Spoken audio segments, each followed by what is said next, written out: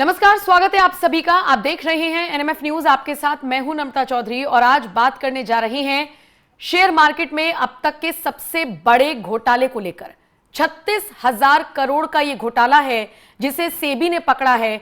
अमेरिकी कंपनी ने इस पूरे घोटाले को अंजाम दिया है और आज इसी पर विस्तार से चर्चा करने की कोशिश करेंगे। मेरे साथ मेरे वरिष्ठ सहयोगी पंकज प्रसून जुड़े हुए हैं, लेकिन पंकज जी के पास आऊं, आसान शब्दों में आपको यह घोटाला समझाऊं उससे पहले थोड़ा ग्राफिक्स के जरिए समझिए। ग्राफिक प्लेट चलाइए।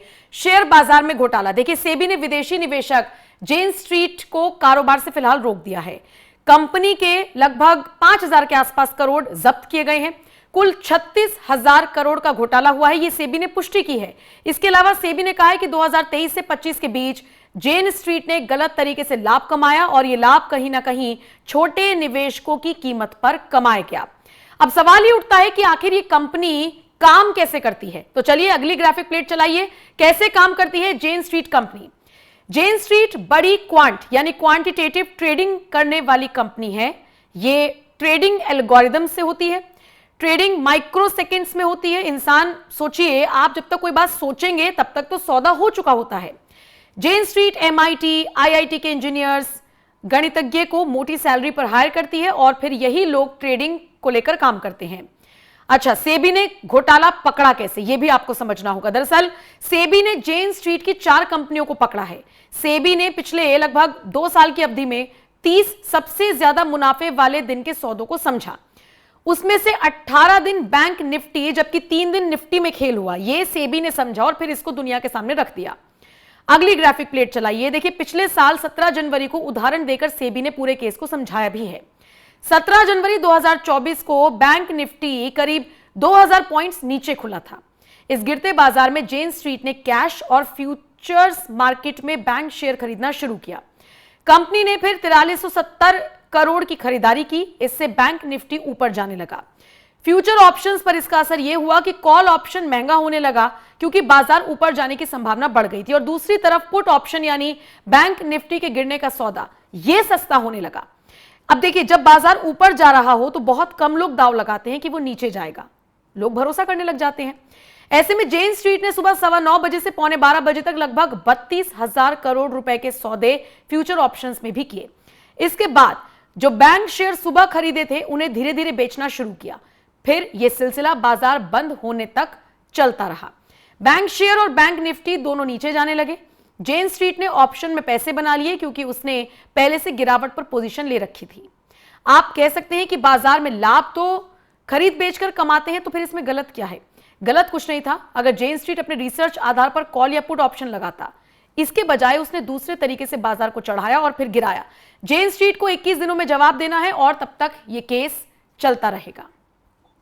ग्राफिक्स के जरिए पंकज जी देखिए, मैंने भी समझने की कोशिश की, दर्शकों को समझाने की भी कोशिश की, लेकिन ये निफ्टी, सेंसेक्स, शेयर बाजार, इन्वेस्ट कैसे करना है, कैसे अप एंड डाउन होता है, ये बहुत लोगों को समझ में नहीं आता। ऑनेस्टली मुझे भी समझ में नहीं आता, लेकिन जो लोग शेयर मार्केट में पैसा लगा रहे हैं उनको बहुत हद तक समझ में आया होगा। आम जनता को आप इसे आसान शब्दों में कैसे समझाएंगे? बेसिकली शेयर बाजार में इतना बड़ा घोटाला कैसे पॉसिबल हो पाया और कैसे ये पकड़ा गया? देखिए, आसान शब्द में मैं बताता हूं। ये जो कंपनी है जेन स्ट्रीट, ये अमेरिकी फर्म है और ये कोई एक कंपनी नहीं है। इसके अंदर कई सारी कंपनियां काम करती हैं जेन स्ट्रीट के अंदर।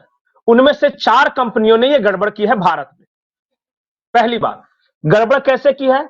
आमतौर पे हम जो कॉमन शेयर बाजार में पैसा लगाने वाले, हमें छोटे निवेशक कहा जाता है। 2-4 हजार, 5 हजार, 10 हजार, लाख रुपया ये सब लगा लिया और शेयर खरीदा। हम किसी भी चीज का शेयर इसलिए खरीदते हैं कि आज 100 रुपए में खरीदे, कल को इसका शेयर का प्राइस बढ़ जाएगा। मान लिया कि 400 रुपए शेयर के प्राइस हो गए तो हमें फायदा हो जाएगा उसे बेचकर। यही काम करते हैं ना। अब हुआ क्या, इसने क्या किया कि देखिए, क्वांट फर्म है, इसमें इंसान शेयर नहीं खरीदते। ये इन्होंने रोबोट्स, मैकेनिक सब बैठा के रखे हैं। एक साथ मारेंगे, सीधे 4,000 करोड़ के शेयर खरीद लेंगे। हम क्या खरीदते हैं शेयर? मैनुअल लॉग इन करेंगे, डीमैट अकाउंट से उसको ये करेंगे, पैसे जाएंगे, तब तक तो सारा खेला खत्म वहां पे। अब इन्होंने क्या किया कि जो सेबी ने उदाहरण दिया है, जैसे 17 जनवरी 2024, इस तारीख को सिर्फ याद रखिए, एक दिन के घोटाला को समझेंगे तो बाकी 21 दिन का समझ में आ जाएगा। ठीक है। उस दिन क्या हुआ कि जब मार्केट खुला ना, तो बैंकिंग जितने सारे सेक्टर्स थे उसके शेयर लोअर प्राइस पे खुले, मतलब 2000 कम पॉइंट पे खुला था। तो हर कोई परेशान था कि भाई बैंकिंग शेयर में आज घाटा लग गया, घाटा लग गया। अब इस कंपनी ने क्या किया कि अचानक 4000 करोड़ रुपए के शेयर खरीदना शुरू कर दिए। अब जो लोग बैंकिंग कंपनी शेयर को देख रहे थे वो कह रहे कि नहीं, खुला है नीचे लेकिन देखो ऊपर जा रहा है, कोई तो ऐसा है जो धड़ाधड़ खरीद रहा है, इसका मतलब जरूर ऊपर जाएगा। इसको कहते हैं फ्यूचर ट्रेडिंग, जिसमें आप भविष्य सोच के पैसे लगाते हैं कि चलिए भाई शाम हो सकता है शाम शाम तक हमें फायदा दे के जाए, ठीक है। तो अभी खरीद लो। तो जेन स्ट्रीट ने जब 4000 का खरीदना शुरू किया तो जो छोटे निवेशक जो इधर उधर थे ना, उन्होंने भी खरीदना शुरू किया कि ऊपर जा रहा है, देखो धीरे धीरे चढ़ रहा है, हमें फायदा होगा। अब उन्होंने जब ये पैसे लगा दिए तो दोपहर 12 बजे के बाद जेन स्ट्रीट ने जो था, क्योंकि शेयर प्राइस फिर बढ़ गए, जब पैसे लग रहे हैं उस शेयर में तो उसका क्या होता है, प्राइसिंग बढ़ता जाता है। ठीक है। मान लिया कि एक उदाहरण बताता हूं कि एक कंपनी है कोई भी, ए बैंक है, वो समझिए ए बैंक के शेयर सुबह 20 रुपए पर शेयर है और कोई उसे पूछने वाला नहीं, लेकिन पता चलता है कि कोई तो ऐसा है जो धड़ाधड़ उस बैंक के शेयर खरीद रहा है और कोई बड़ी फर्म है, अमेरिकन फर्म। तो आम लोग हम लोग सोचेंगे कि लगता है पैसा इसमें हो आएगा तो हम भी खरीदना शुरू कर देंगे। तो जैसे खरीदना शुरू करेंगे ना तो 20 रुपए शेयर से 30 रुपए शेयर होगा, 40 रुपए शेयर होगा। तो चलिए 20 रुपए से जेन स्ट्रीट ने खरीदा है तो हम 30 रुपए या 40 रुपए में इसलिए खरीदेंगे कि बाजार बंद होते होते तक 50-60 रुपए का एक शेयर हो जाएगा और हमें फायदा देगा। 30 रुपए का भी खरीदेंगे और 60 रुपए का पर शेयर बेचेंगे तो हम तो मुनाफा कमा लेंगे, पर शेयर में 30 रुपए। कंपनी ने इसी का लाभ उठाया, उसने 4000 करोड़ के खरीदे, छोटे निवेशकों ने पैसा लगाना शुरू किया। अब कंपनी ने अचानक 12 बजे के बाद बेचना शुरू कर दिया और वो हाईयर प्राइस पे बेचना शुरू कर दिया, क्योंकि उसने खरीदे थे 20 रुपए में, लेकिन छोटे निवेशकों के पैसे लगाने के चलते शेयर प्राइस बढ़ गया। अब बढ़े हुए शेयर प्राइस पे उसने बेचना शुरू कर दिया और उसका तो क्वांट फर्म है, एक बार धड़ाम से बेच दिया। अब इस तरह उसने उस दिन सिर्फ 3600 करोड़ रुपए का फायदा कमा लिया। ये सिर्फ एक दिन का उदाहरण दिया है सेबी ने, एक दिन का, सिर्फ 17 जनवरी 2024 2024 का उदाहरण, और ऐसे ऐसे 21 दिन और हैं।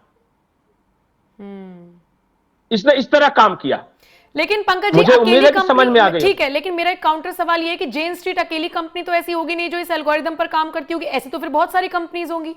और जब से एआई टेक्नोलॉजी आई है, बहुत सारे लोग ऐसे हैं जो मैनुअली ट्रेडिंग ना करके उसी की हेल्प लेते हैं, क्योंकि जब तक हम सोचेंगे वो तो आगे बहुत शेयर्स लगा देगा।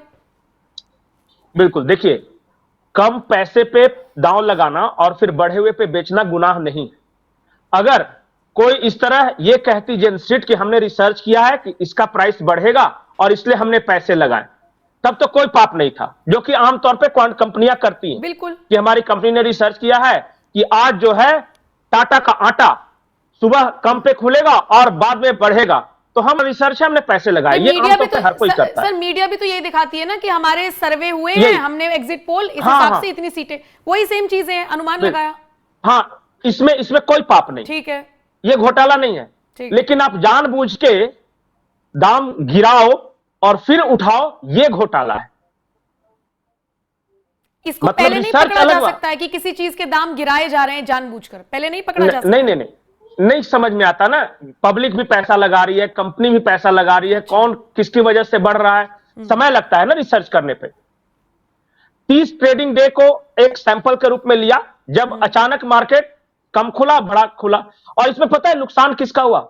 अगर मान लिया कि जेन स्ट्रीट ने पैसे कमा लिए, तो पैसे गए किसके, मतलब कहां से पैसा है जहां से जेन स्ट्रीट ने कमाया? वो पैसे थे छोटे निवेशक, बिल्कुल, जो छोटे मोटे थे उनका डूबा।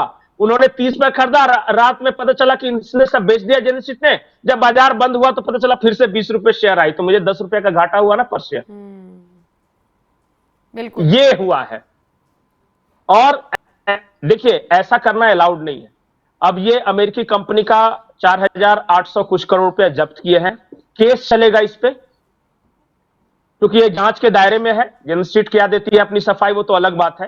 फिलहाल अगर ये घपला घोटाला साबित हुआ तो उस कंपनी को भारत में ट्रेडिंग करने पर रोक लग सकती है।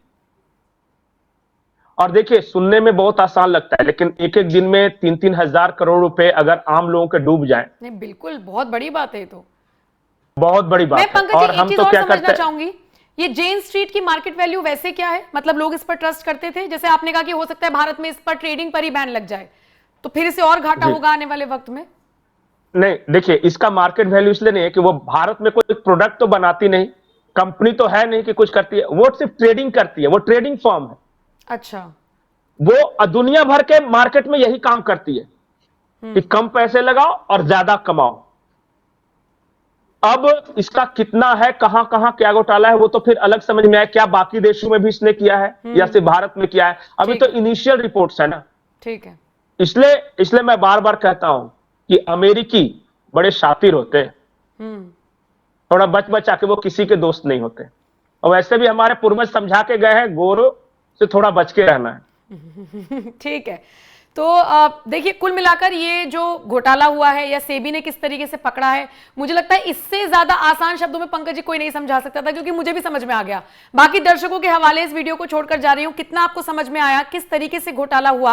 आप अपनी राय इस खबर पर हमें जरूर बताइएगा कमेंट करके, और इसी तरीके की खबरों के लिए हमारे साथ जुड़े रहिए, बने रहिए एनएमएफ न्यूज के साथ। नमस्कार।